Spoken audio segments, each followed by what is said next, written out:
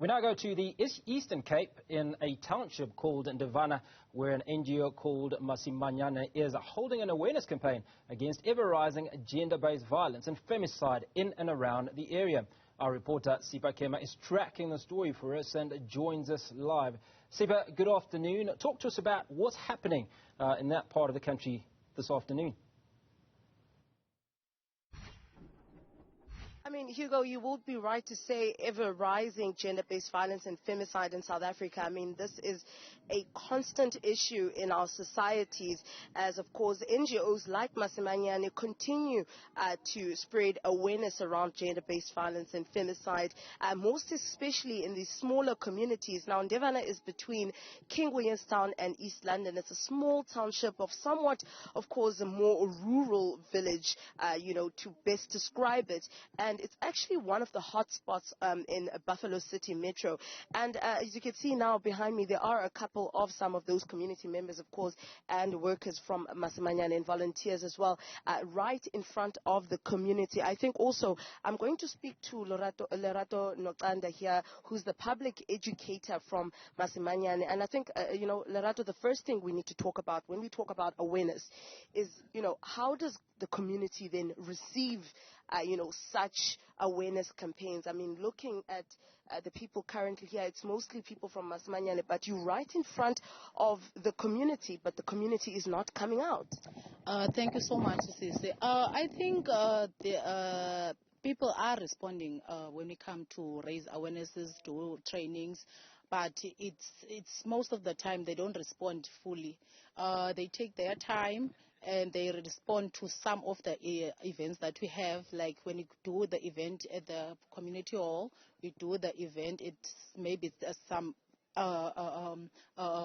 when we have a venue, but this was not planned to have the community. This was supposed to be a road show, distributing pamphlets, placards, and in a road show, so that we can give information, loudhailing about gender-based violence. This is to raise a voice against gender-based violence. This is to take a stand against gender-based violence and femicide. So this was planned like this.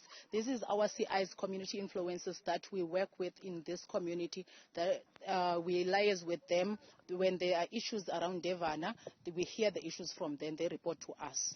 Yes. When we're talking about now educating the public and you're saying raising awareness within this community or communities such as Ndevana, and saying that, the community does, receive such events. But now, I think the biggest problem that a lot of organizations are having issues with, and also the issue of gender-based violence, is, turning a blind eye to what is actually happening in the communities, and also maybe would not call it ignorance because there's enough education going around about it. But in your line of work and your experience, what would you say is the issue here? What keeps continuing this, gender-based violence and femicide in our societies? Could that be part of the problem?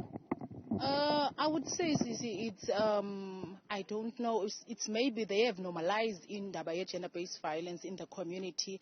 I think our culture also and our religion also has an impact on the gender-based violence issue, because when we talk every day about gender-based violence. Everyone know about gender-based violence, but it continues to people get killed, women get killed, women get raped, and I don't know. Maybe it's people.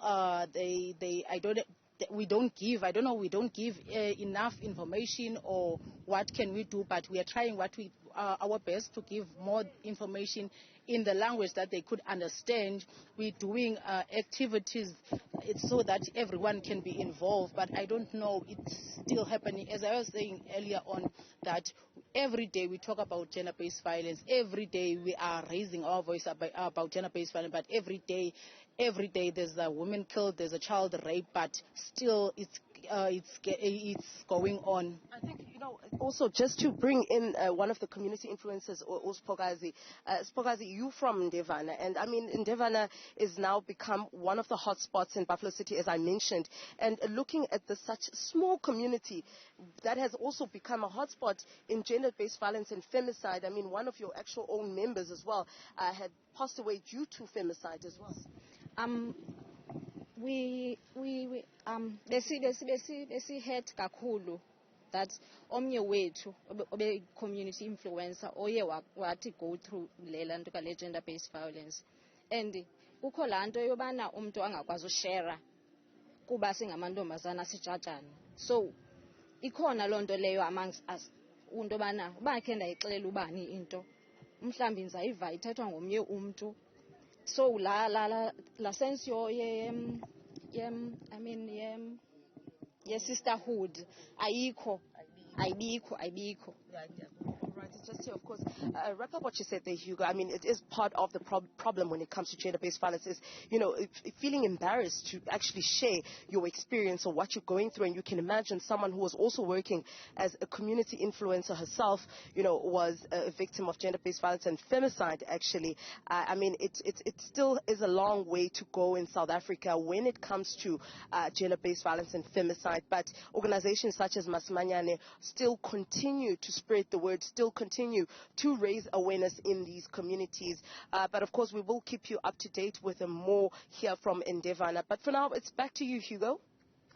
Sipha Kema, thank you so much for that update. And I suppose one of the key takeaways is that every day women are talking about GBV, and it doesn't seem to be abating. We thank you for your time, and we'll be chatting to you later.